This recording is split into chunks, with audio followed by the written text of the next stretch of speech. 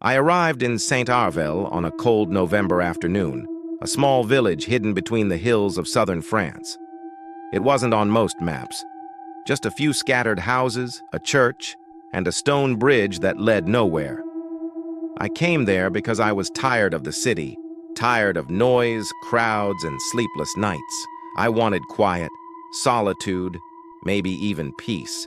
The bus driver refused to take me all the way into the village. He stopped 2 kilometers away, left me by the side of a dirt road, and muttered that no one went there anymore. When I asked why, he just said, "You'll see." I walked the rest of the way. The road was empty, lined with dead trees. I didn't see a single person until I reached the village square. St. Arvel looked like a painting left out in the rain, faded, cracked, and slowly disappearing. Half of the houses had collapsed roofs, the others had their doors nailed shut. But at the far end, standing tall over everything else, was a church with a black steeple that pierced the gray sky. The clock on the tower was frozen at midnight. There was one place still open, an old inn with a flickering lamp above the door. I went inside. Behind the counter stood a woman, thin as a shadow with silver hair tied in a bun. Her name was Madame Corvin. She looked at me for a long moment before speaking. "You're staying here?" she asked. I nodded. "Just for a night." Her eyes didn't move from mine. "Then don't leave your window open." I laughed quietly. "Is it that cold?" She shook her head. "Not the cold you should fear." When I went up to my room, I found it clean but old. The wallpaper was peeling. The mirror was cracked. On the nightstand lay a small brass key with the number 12 carved into it. I assumed it was the room key, but my door already had one. That night, I couldn't sleep. The wind made the shutters rattle. I tried to distract myself by reading an old guidebook I'd found downstairs. There wasn't much written about St. Arvel. Just one strange note in the margin. "Avoid the church after dark. The bell rings alone." I closed the book and turned off the lamp. At exactly midnight, I heard it. A bell. One slow, heavy toll that rolled through the valley, then another, and another. 12 in total. I looked through the window. The church tower stood silent, black against the pale sky. But I could have sworn I saw something move behind the glass, like a figure leaning out. The next morning, I asked Madame Corvin about the bell. She stared at me, her lips tight. "It shouldn't ring," she said. "The rope was cut years ago." "Then someone fixed it?" I asked. "No one goes there," she replied. "Not since the priest." She didn't explain, and I didn't push. But later that day, I walked toward the church anyway. The path was overgrown, the gate rusted shut.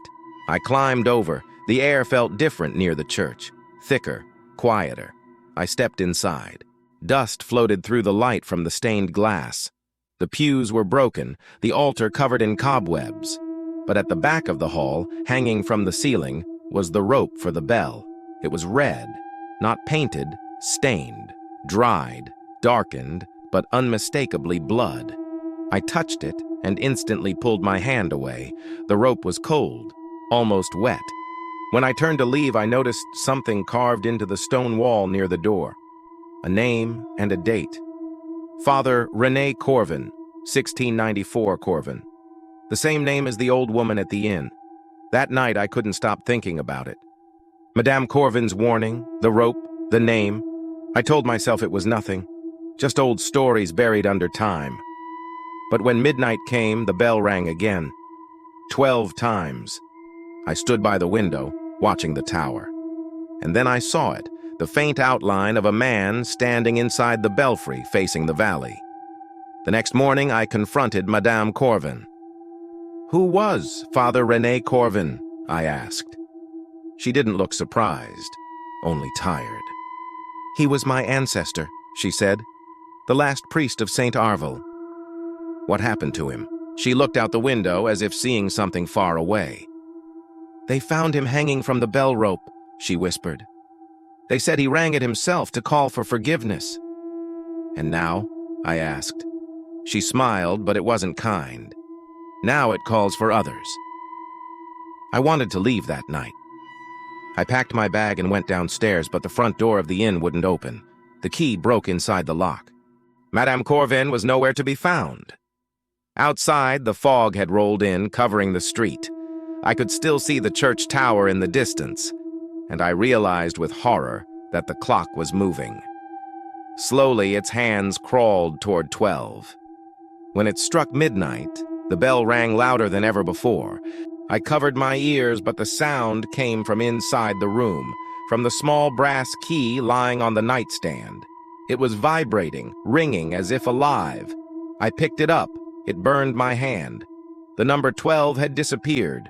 In its place was a single word scratched into the metal. Come. I don't remember leaving the inn. I only remember walking through the fog, drawn toward the church. The door was open. The rope hung still, and at the base of the tower stood Madame Corvin. You answered, she said. Just like him. She pointed upward. Now you must ring it. I told her no.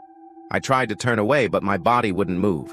My hands lifted on their own and grabbed the rope. When I pulled, the bell screamed. I remember falling, the floor rushing up to meet me, the world turning black. When I woke, it was morning. The church was empty. The rope was gone. So was Madame Corvin. I left Saint-Arvel that day and never looked back. But wherever I go, I still hear the bell. Not every night, only when the clock reaches midnight. And sometimes, when I look into the mirror, I see a rope hanging just behind me. And it sways, even when the air is still.